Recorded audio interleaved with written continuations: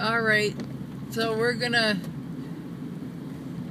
just look at this beautiful snowfall we're having today. Yeah, and there's a Anoka County snowplow up ahead, so he's brought our speeds down. But he keeps us safe, I think.